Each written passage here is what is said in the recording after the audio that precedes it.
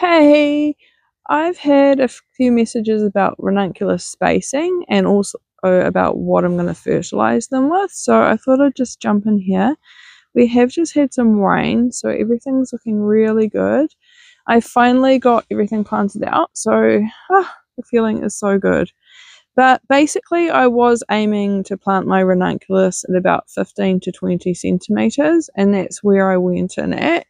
However, being a usual flower farmer, I over-ordered or wanted to cram more in the space that I'd set aside for my ranunculus. So I ended up coming over and interplanting, and they're probably more at some at about 10 centimetres now, and some more at the existing 15 to 20 centimetres. So we'll see how we go. I have read a lot of flower farmers planting them out at 10 centimetres, so I'm sure they'll be fine. As far as fertiliser goes, I discussed how they're really heavy feeders, and I've put them in a really nutrient dense soil with lots of compost and that sort of thing. I will be feeding them with blood and bone, which is natural, and also putting some slow release sheep and chicken pellets around to break down into the soil, so that will help. And then as far as regular fertilizing, I'm just going to go over with a seaweed and fish emulsion feed every sort of maybe 10 to 14 days, everything going to plan.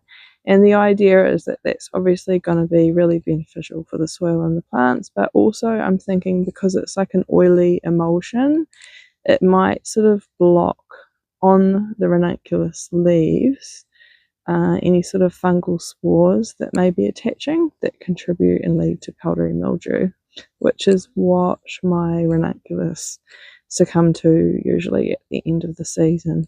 And I have read a few things about how people do find ranunculus growing really straightforward and that sort of thing, and yeah, I'm sure it might just be my region, but because we're quite warm and humid in rural Te Puke, I do get a lot of powdery mildew. That's why I refer to ranunculus as sort of divas, but I hope I didn't put anyone off, because I'm sure that you'll have great results growing ranunculus as well.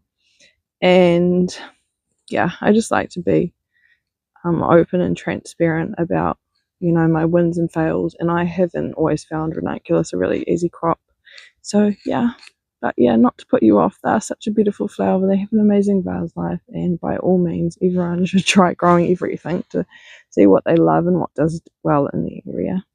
I hope you guys are having a lovely weekend. See ya, bye.